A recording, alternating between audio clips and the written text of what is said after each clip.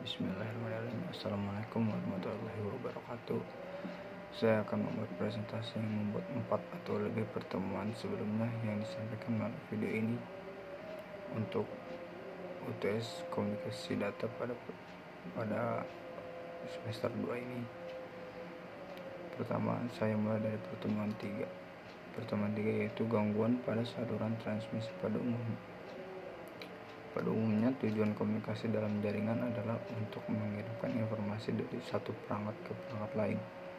Namun, berdasarkan konsep dasar dalam komunikasi data atau informasi tersebut akan langsung dikirimkan. Perlu adanya pengubahan data terminal sehingga data dapat dikendalikan oleh perangkat penerima.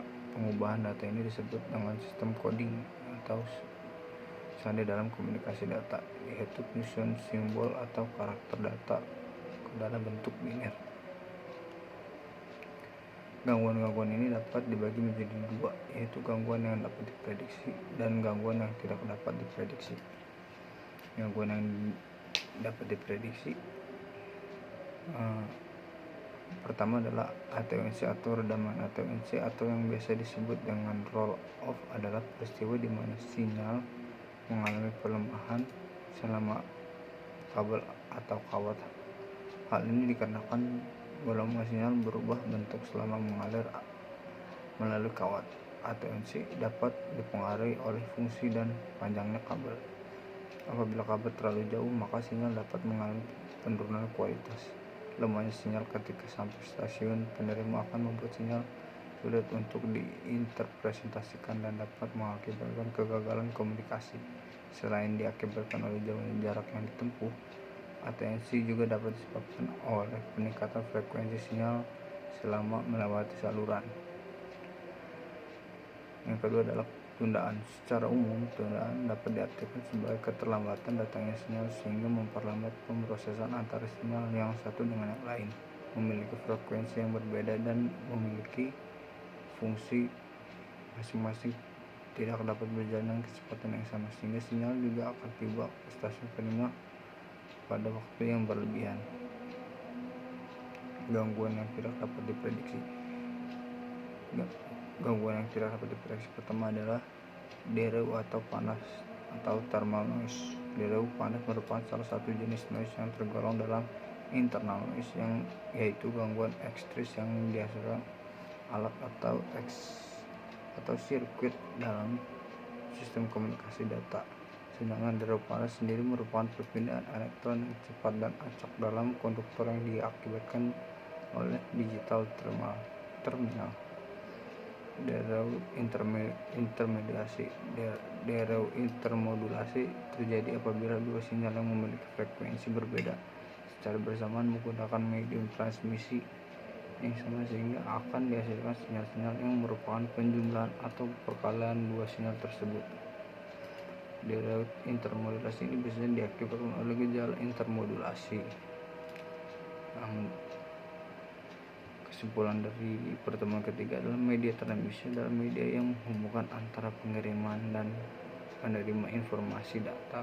Karena jarak yang jauh, maka data terlebih dahulu diubah menjadi kode atau isyarat, dan istilah inilah yang akan dimanipulasi dengan berbagai cara untuk diubah kembali menjadi data. Pertemuan keempat adalah media transmisi kabel. Media transmisi komunikasi yang membawa informasi yang bersumber dari pengiriman. Fungsi utama dari media transmisi adalah membuat informasi ke dalam bentuk bit penerima secara utuh, walaupun dalam implementasi kita bisa mengalami masalah yang menyebabkan informasi terpotong dan tidak utuh. Media yang sedangkan untuk media transmisi menggunakan serat, informasi akan dikirim dalam bentuk cahaya. Media yang dituntun adalah dalam bahasa Inggris disebut dengan guided media, adalah jenis media yang memiliki bentuk fisik seperti kabel pasangan, kabel serat, dan kabel koaksial. Unshielded twisted pair adalah UTP. Kabel UTP atau yang biasa kita sebut dengan kabel LAN adalah jenis kabel twisted pair yang tidak memiliki serat pelindung. Shielded twisted pair. STP adalah media transmisi yang hampir sama dengan UTP, tapi STP memiliki serat pelindung yang memiliki untuk memblokir gangguan eksternal. Kabel koaksial adalah media transmisi yang memiliki pembungkus dengan metal yang lentur. Kabel fiber optik. Kabel fiber optik adalah salah satu media transmisi yang menggunakan kaca atau plastik sebagai penghantarnya.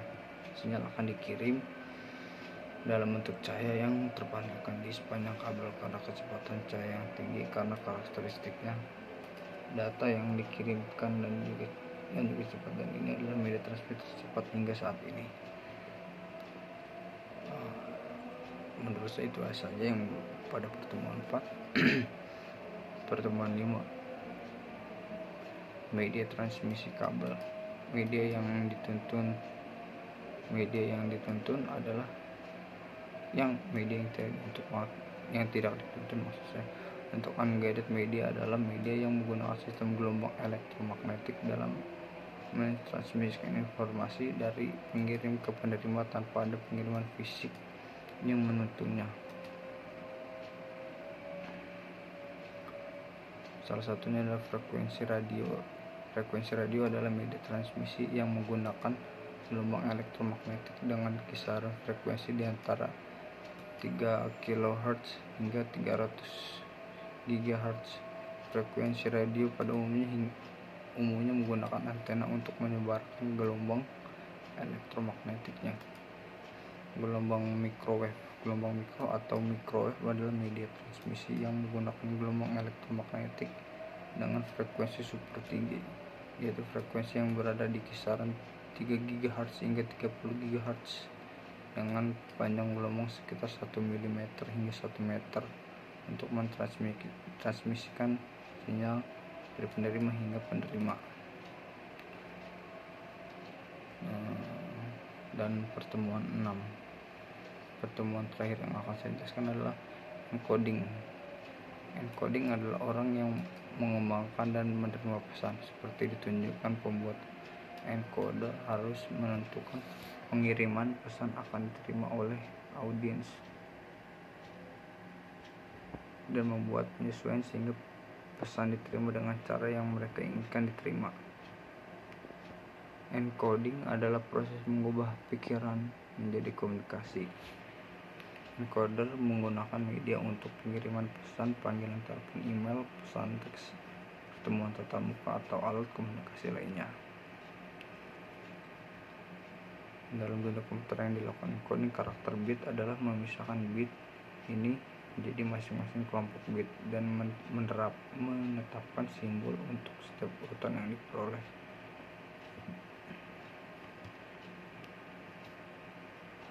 Model komunikasi yang melibatkan proses encoding adalah model transmisi komunikasi. Model ini menggambarkan komunikasi sebagai proses satu arah linear di mana pengiriman dengan sengaja mentransmisikan pesan ke penerimaan. Model ini berfokus pada pengirim dan pesan dalam pertemuan komunikasi.